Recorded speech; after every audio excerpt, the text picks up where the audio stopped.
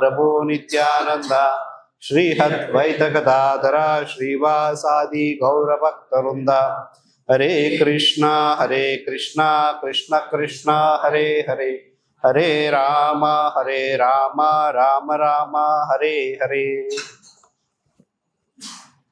So the battle between Lord Varahadeva and Hiranyaksha. So the Lord Brahma has personally come down from his abode to witness this fight between the Supreme Lord and the demon Hiranyaksha. And Brahma has come with his thousands of sages and transcendentalists. So he has come with his complete team of sages and transcendentalists. So then he had come to witness. So the fight was going on. So Brahma here is praying to the Supreme Lord to kill this demon and not to waste much time, because the fight was going on. Hiranyaksha would throw his one of the weapon towards the Lord would escape, and Lord would again throw another weapon, Hiranyaksha would escape. So like this, the fight was going on in the previous couple of verses which we have read. So but Brahma wants to finish it as early as possible. He's telling, kill him. So while delivering a lecture to this series of verses, in one place Prabhupada mentions, generally Vaishnavas are very sober. They don't want to hurt anyone. They are called as paradukha dukhi. So they always feel for the sufferings of the other living entity. But how come here Brahma, not just witnessing, he is actually telling that, kill him immediately, finish it off. Don't waste too much of time. So this is not a ideally Vaishnava behavior, in that it looks like a little contradictory actually. Even in Krishna book it's mentioned that when when the first child was born of Devaki and Vasudev in the prison, so Vasudev, as he had promised, he takes that child to Kamsa. So Kamsa becomes little compassionate towards that infant, small baby. So he will think what this small baby will do. And also what the sound I have heard is that the seventh child will kill me. Eighth child will kill me. So why should I kill all these? So Vasudeva also requests, don't kill them. I'll surrender all these kids, infants to you, but don't kill them, because eighth child will be your destroyer. So then he becomes compassionate and he decides not to kill. But what happens next? Narad Muni arrives and he tells, no, these are all great demigods. You don't know where danger come from anywhere, from any child. Demigods are generally, it may be the demigod's trick actually. That's why you should not spare. So why is Narad Muni inciting him to kill that infant? So that his sinful activities will magnify. They say, the pot of sinful activity should get filled, then only a person will see his end. So he wanted his sinful activity, the pot of his sinful activity, to fill as early as possible. So here Brahma also is praying to the Supreme Lord, and Brahma is also counting certain qualities of the demons. What is that? The demons generally they become powerful at certain times. They become powerful at certain times. They acquire mystical powers during night time. So all these things are there. So that's why before that time comes, you please kill him. So while describing Hiranyaksha in this verse, in the first verse which we read, Mainam Mayavinam Druptam. Mayavi. The demons, basically they are Mayavis. They are expert in some ill mystical powers. Mystical powers are actually good, but ill mystical powers, that means, they can use, in the daytime they can create night. Like how we see in Mahabharata also, Kurukshetra. So such illusions were created in front of the soldiers. So like this, demons can create. So that's why it's called as Mayavinam. Then Nirankusham Asattamam. So is the most wicked, and Nirankusham. So here Prabhupada translates Nirankusham as self-sufficient. So generally, this word is used for the Supreme Lord who is self-sufficient. So, but how come it is used for him, Nirankusham, self-sufficient? So here it is used in the negative sense, is self-sufficient with all wicked qualities. Ankusha means, anyone knows what is Ankusha?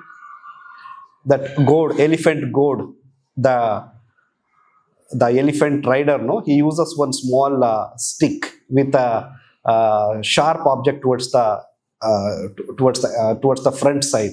So through that he controls the elephant. Actually, that is known as Ankusha. Dvaja Vajrang Kusham Boje Chinniter Angri Birrajam. The Lord's lotus feet is marked with Dvaja, Vajra, Ankusha. Ankusha is that rod which is used for controlling the elephants. So here Ankusha means controlling. Nirankusha, he is uncontrolled because he has lost all his good sense.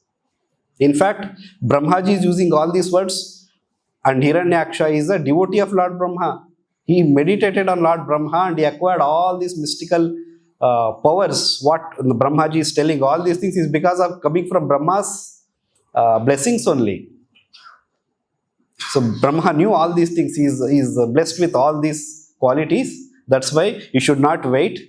You should not allow him to become more powerful and use some favorable approaches. Before that, you should kill him. So your self-sufficient is in the negative sense, where he is filled with all wicked qualities. That's why asattamam, wicked qualities. So Lord Brahma continued, my dear Lord, there is no need to play with this serpentine demon who is always very skilled in conjuring tricks and is arrogant, self-sufficient and most wicked. So here Brahma is comparing him to a serpentine demon.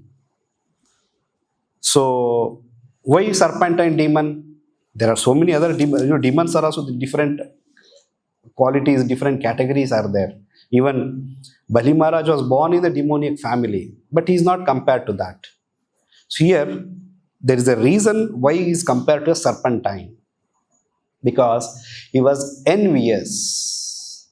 The main reason why he is compared is envious. So further, in another place, Prabhupada, in one of the Purport, Prabhupada mentions what is the envious, and we will come to that little later. What is the, why he is called as envious. So serpentine, in the Purport, Prabhupada mentions that it's a general practice in the village. The boys catch a serpentine tile, they play with it for some time and then they kill. So similarly, for the Lord also, to kill Hiranyaksha is not at all a difficult task. Even though in the previous verses it was said that, the kind of fight going on between the Lord and the demon, but it's not so significant as such. It's a very insignificant act. The Lord can kill as if a child will play with a serpent and kill. So here serpent, he is compared to serpent because he is so envious. So that's the reason Brahma, even though he is a topmost among the Vaishnavas, a pure devotee of the Lord, topmost among the all saintly persons, he is telling that, please kill him immediately because he is envious. So in only one case, devotees don't feel bad to kill someone or seeing that the person is getting killed. They don't feel bad in only one case, when a person is very, very envious. Otherwise, generally, even if they are offenders, even if they are very sinful persons, impious persons, still devotees don't wish to harm them. They don't want to see the person getting harmed. But here, only in the case of an envious person, even the devotees also wish and take pleasure in seeing that person getting killed. So same statement which is supported from the Srimad Bhagavatam. There is another statement where Prahlad Maharaj, after his father is being killed, so he goes in front of the Lord, and when he goes in front of the Lord, he is praying to the Lord that Tadyaccha manyam asurascha hatastavadya. Now that this asura, this demon is being killed, asurasta hatas, he is being killed. Modeta sadurapi vrishchika sarpahatya. So modeta means pleasure, taking pleasure. So even the devotees, they take pleasure in seeing Vrishchika sarpahatya, sadhur modeta. The sadhus also take pleasure when they see that Vrushchika means scorpion, and Sarpa means snake, serpent, and Hatya when they are killed. So Prahlad Maharaj is, when praying to the Supreme Lord, you need not have to feel sorry, my Lord. You can use that serpent, my father was like that. So even when he is being killed, all the devotees are happy actually. Whole world is happy. So you need not have to feel bad. So please become pacified, because Lord was very, very angry. So Prahlad, as a small boy, is praying to the Lord to console the Lord, to bring his anger down. So here Prahlad Maharaj says, my dear Lord Narasimhadev, please cease your anger now that my father, the great demon Hiranyakashipu, has been killed. Since even saintly persons take pleasure in the killing of scorpion or a snake, all the worlds have achieved great satisfaction because of the death of this demon. Now, they are confident of their happiness, and they will always remember your auspicious incarnation in order to be free from fear. So don't, everyone is happy. No one, even a single person is not feeling bad that, Hiranyakashipu is being killed. So you don't feel bad. So you please calm down. Cease your anger now. So that's what Prahlad Maharaj is praying. So devotees, in only one case, they don't feel bad when someone is getting killed or being hurted. Only when they are those envious peoples compared to scorpions or serpents. Because these two creatures are, especially serpent, is compared to in a very, very, very envious animal, because it hurts others without any reason. So in one of the Bhagavad Gita lectures, Prabhupada quotes this from the Chanakya Pandit. Chanakya Pandit says that Sarpa Krura Kala Krura Sarprat Krurathara Kalaha. Kala means enviousness. Sarpa Krura, Sarpa is very, very envious. And Kala Krura, Kala here refers to envious persons. They are also Krura, they are also very, very harsh. Then Sarpat Krurathara Kalaha. These envious persons are even more envious than the serpents. Sarpa, Krurathara, superlative degree. So, two kinds of Krura, envious animals are there.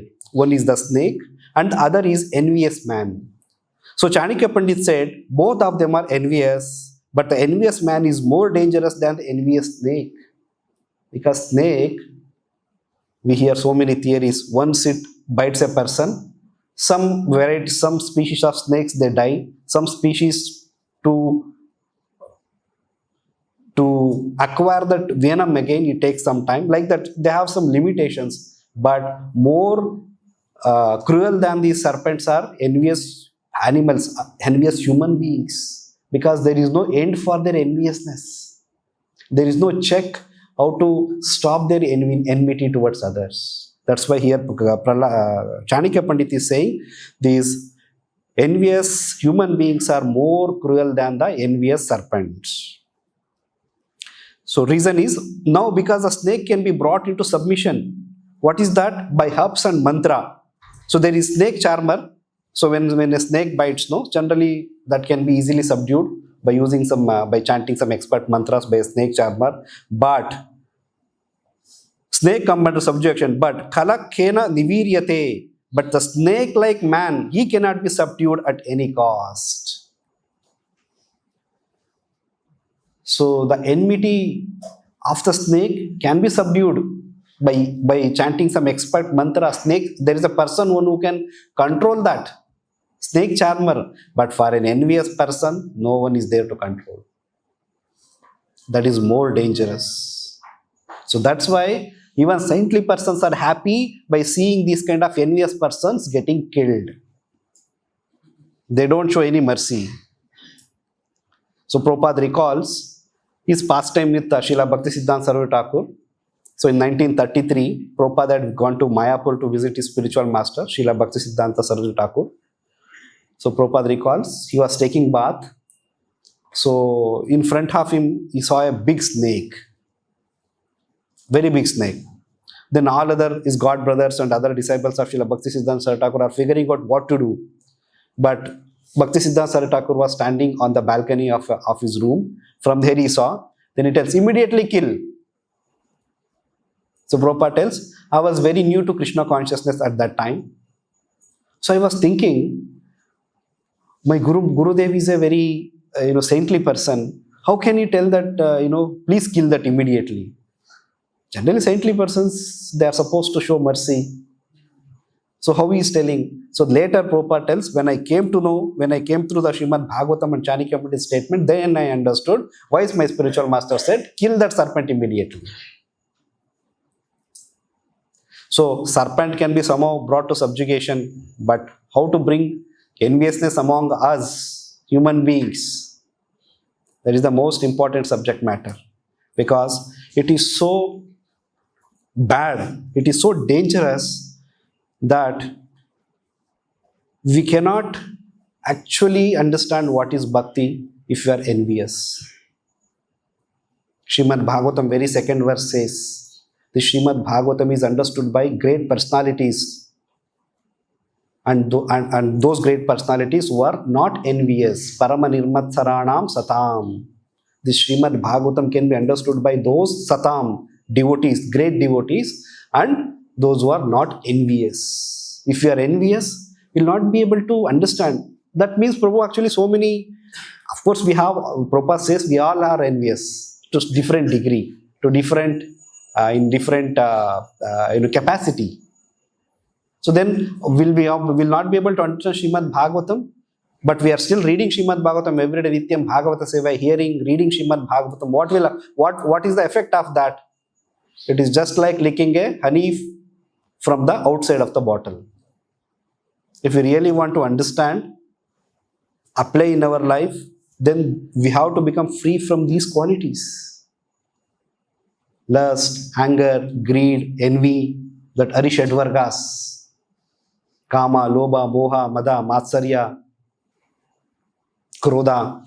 So these 6 Shadvargas, these 6 qualities which checks our progress in devotional service, and among these 6, the most dangerous type of Shadvarga is enviousness. So this is, as devotees, it's very important we understand that what is this envy and how do we become free from this envy. If we don't become free from envy, then we don't have access to the spiritual word, we don't have access to the spiritual message. Even in the Bhagavad Gita also, Krishna tells, I am giving this most confidential knowledge. 9th chapter, Krishna tells most confidential knowledge. I am going to give this knowledge because you are not envious of me. You are not envious of me. So if someone is envious, even if Krishna, first of all, Krishna is not ready to reveal, even if he reveals also, you will not be able to understand. That's the reason when Krishna was personally there doing pastimes in the 5,000 years back in this world, on this earth, how many people could understand and glorify Krishna in a way as a Supreme Personality of Godhead? Only countable number of people, because it's not easy to understand Krishna. So why it is not easy? Because we are filled with all these qualities, Harishadvargas, and only when we become free from these, we will have access to the message of the Supreme Personality of Godhead. So when Lord Kapila, he was instructing his mother, so he explains about envy. What is envy and how do they actually affect our lives? So while explaining that, Kapila distinguishes the envy into different types. He mainly categorizes into 4 different types, envy into 4 types. The first one is Kala, as we heard, Sarpa Krura, Kala Krura. Kala means enviousness. So the first type of envy, the category he makes is Kala. So this envy is such that the living entity plans and executes the destruction of other living entities, just like the serpent. The moment someone unknowingly steps on the snake, or snake feels that this person is coming to harm me, immediately it will kill. So they plans and executes the destruction of other living entities. This is the first, which is known as Kala. Then second category is Dvesha. There is also envy. So dvesha means this envy is very dangerous and affects our blood circulation. When we are too envious, we see no ki when there is an instance where there are some instances where if you are envious of one person, dvesha means enemy, enmity. So when we see that person, what happens? कहते हैं anger arises. लोग कहते हैं कि उनको देखते ही मेरा खून खोलने लग गए, मेरा खून उबलने लग गए. So this is what is dvesha. Dvesha means the envy is very dangerous and affects our blood circulation. Basically, we tend to hate the living entity and create enmity for them in our minds. It's all in minds. Mentally only. By seeing that person itself, we'll become so disgusted. That's why Krishna says in Bhagavad Gita, Ichcha dvesha samuttena dvandva mohena bharata. One has to rise above these dvandva, dualities. What is that? Ichcha and dvesha. Desire and hatred. These two things one has to rise above these. Then only one will be able to understand the spiritual subject matter. So then the third category is asuya.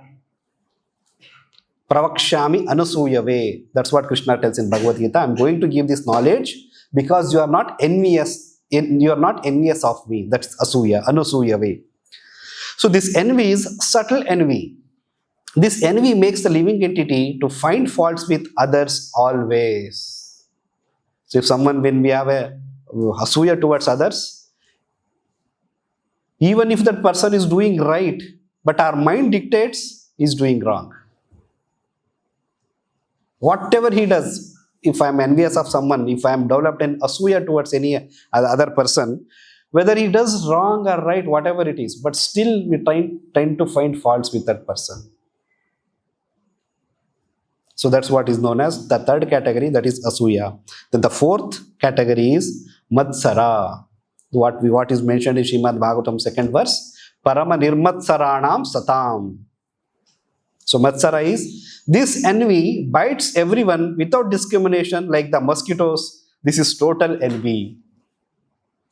So this envy is, here it is compared to mosquito biting without any discrimination. So in that way, we will lose the power to discriminate between who is right, who is wrong. Someone who has become habitual offender are finding faults with others. What is actually finding fault with others? Finding fault in the sense without any reason. If you are envious of another person, even his good act will seem like some prohibited activity. So that's what happens in this world. Very commonly we see people without any reason, they criticize others, they try to find fault with others, even in the good act, even in the good activity. But in spiritual life, it has to be completely stopped. Chaitanya Charitamrita, there is one pastime where one Brahmana was staying near Shiva's Thakur's house. So he was envious of Shiva's Thakur. Why? Because Shiva's Thakur house, Chaitanya Mahaprabhu and his associates would come in the night time. They would lock the house from inside. All the windows were closed and they would perform Sankirtan inside. So this fellow was envious because he was not allowed inside. And why Chaitanya Mahaprabhu comes to Shiva's Thakur's house only? Why not my house? Or why I am not being allowed inside? So because of that, he somehow developed enmity towards Shiva's Thakur, and he wanted to defame. He wanted to, put him down in front of all others Brahmin community. Then one fine day, when Shiva's Thakur wakes up and opens his door, he sees that so many puja articles are kept outside, which are meant for worshipping Mother Kali, Durga worship, Shakti worship. So this was kept by this person. His name was, can anyone remember? Gopal Chapal, correct, Gopal Chapal. So Gopal Chapal had kept all those things to blaspheme Shiva's Thakur, saying that he actually acts himself like a Vaishnava. He behaves or showcases himself like a Vaishnava, but inside he is actually a Shakta. He is a worshipper of Durga. So in that way, simply is a dual-minded person. He's having double standards. So in that way, then the moment Srivas Thakur saw, he could understand that it was done by Gopal Chapel only. But what to do now? Then he called everyone, all his neighborhood, all the relatives, everyone. He said, "See, you all simply glorify me, simply say that I'm a good Vaishnava, I'm that, this and all. But actually, from inside, I'm a Shakta.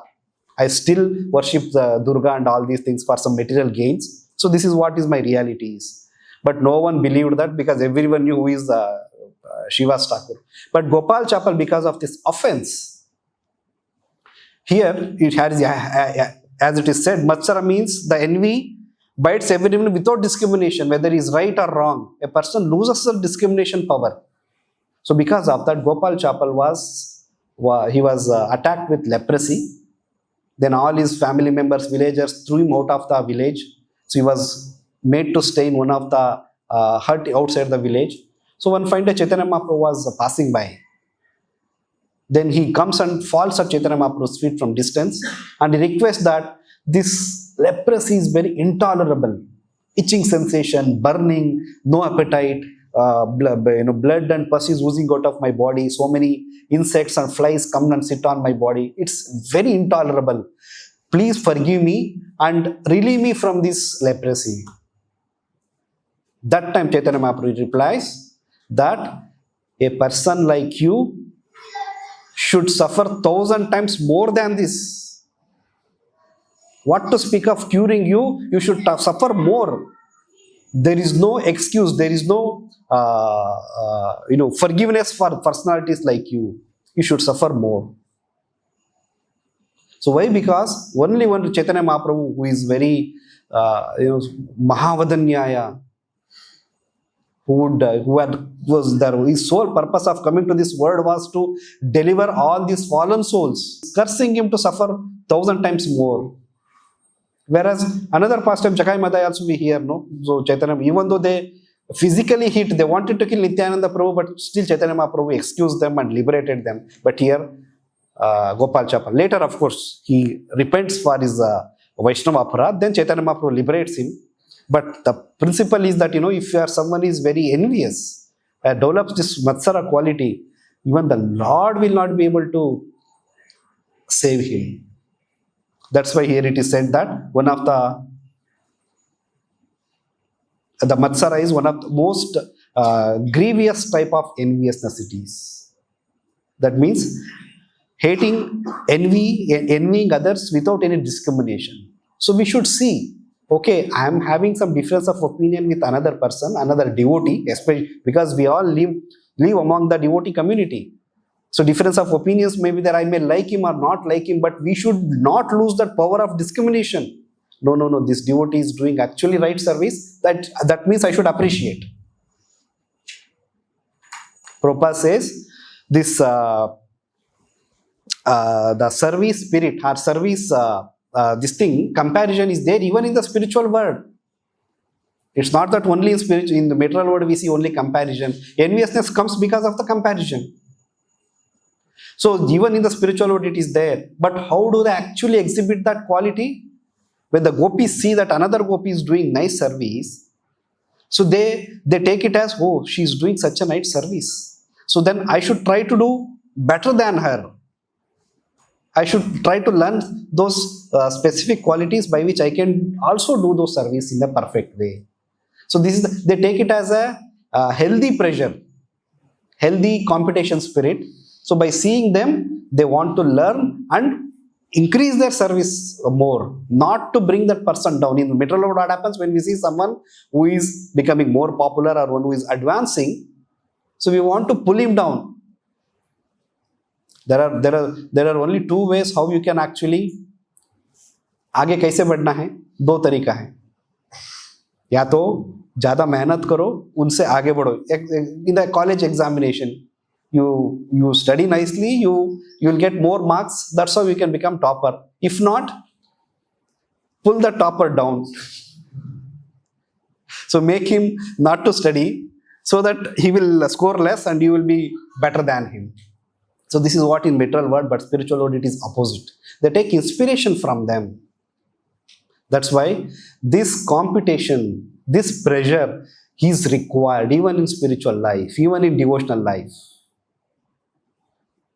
So, but that competition should be in a healthy spirit, in a spirit of increasing our devotion and service spirit to the Supreme Lord. Like Prabhupada says that, sometimes the highest book distributor is given a plate of Mahaprasadam. So just to encourage him. So that means creating a kind of a subtle competition, a spiritual competition among the devotees. Like book distribution, we do milestones. You will achieve, if you become topper, you will get so and so. If you become second, you will get so and so. So that for jivas, living entities, even like us, so some kind of an encouragement. So, but that is again for the service spirit only, not for putting others down, not for actually what we are doing by putting others down, we are also gliding down. We are not going up in spiritual life. We are also going down by pulling other down. So in these verses, this is with these verses we read today. So this is the end of this chapter, which is the battle between the Lord Boar and Hiranyaksha. So the Brahmā is actually requesting the Lord in 6-7 verses. Brahmaji has continuously spoken, and in every verse he is telling, please kill him immediately, please kill him immediately. In one of the verses, Brahmā also says that, my Lord, you are infallible, Achyuta. Please kill this sinful demon before this demoniac hour arrives and he presents another formidable approach favorable to him. So Brahmā is a little anxious because he knows that for the Lord it's not a big task. He can kill him just like a baby playing with a snake. But sometimes what happens during those particular moments, these demons become very strong. Their mystic power becomes activated. So in that activation stage, so he may present another formidable approach favorable to him. So in that way, Brahmā is requesting the Lord repeatedly, please kill him, only because Hiranyaksha was an envious demoniac person. And that enviousness is what? Because of what? That enviousness is because of Prabhupada. In one of the lecture he mentions, everyone desires to be greatest personality in this material world. Dvesha means envy. When one becomes envious of Krishna or the Supreme Personality of Godhead, one thinks, why should Krishna be the all and all? I am as good as Krishna. So these two items, desire to be the Lord and envy of the Lord, are the beginning of cause of material bondage. So here Hiranyaksha was also envious of demigods and Vishnu, the Supreme Lord, because he wanted to become, why only Vishnu should be worshipped? That's why in their kingdom, Hiranyakashipu and Hiranyaksha had made a rule that, no worship should happen, no temples. If at all temples are there, only our deity should be there and we should be worshipped. Hiranyakashipu Ashtotra should happen every day. So this was the rule they had made actually, because they were envious of the Lord. They wanted to become the Lord and they were envy of the Lord. These two qualities, because of that, Brahmā is telling, please kill them immediately. Don't allow him. If you allow him, he will become more stronger and he will come up with some stronger weapon. That's why don't allow him to play too much, my Lord. Just kill him. So then how do we become free from this envy? We discussed what and all is there, the dangers of envy, how dangerous it is in the progress of the spiritual life. But how do we become free from envy? So in one of the letter, a devotee wrote a letter to Prabhupada and asked, Prabhupada, I feel that I am very envious of among my God brothers. So how do I become free from this? So Prabhupada is replying, you ask how you become free from envy. The answer is simply by chanting Hare Krishna. Lord Chaitanya has said that heart will become cleansed of all dirty things accumulated in the heart. It is not that we have to endeavor separately to get rid of envy or any deficiency or impurity. In this age, the chanting of Hare Krishna is recommended as the only possible method to associate with Krishna. By offenseless chanting, when we associate with Krishna through his holy name, then all inauspicious things are cleared from the heart. Nashta prayeshu bhadreshu. One is Bhagavatam, and even when we chant the Hare Krishna mantra. offenselessly, soulful japa.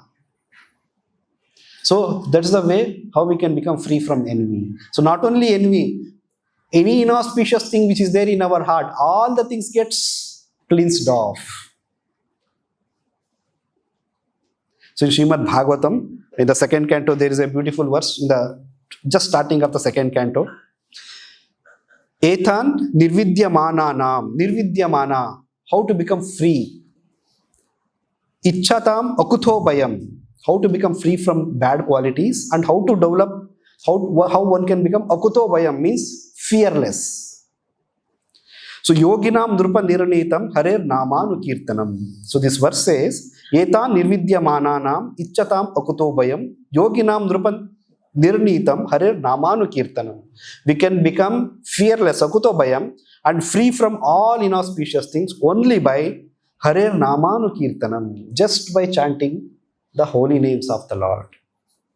The constant chanting of the holy name of the Lord after the ways of the great authorities is doubtless and fearless way of success for all, including those who are free from material desires, those who are desirous for all material enjoyment, and those who are self-satisfied by dint of transcendental knowledge. This verse says, not only those who are desirous of material enjoyment, even those who are free from material desires. Nivritta Tarshair. Nivritta Tarshair means desires. Nivritta means one who has become free from all desires. Even those great transcendentalists also engage in chanting the holy names of the Lord. That is the only way. It's not just only for the fallen conditioned souls that chanting is recommended. This chanting is so powerful, so sublime, so important that all kinds of transcendentalists, materialists, whether one is a mukti kami, siddhi kami, or akami, any kind of person he may be, but they all take up to this chanting, and by taking up this chanting, what will happen? One will become fearless, doubtlessly fearless, akuto bhayam, and then he will attain all, he will become free from all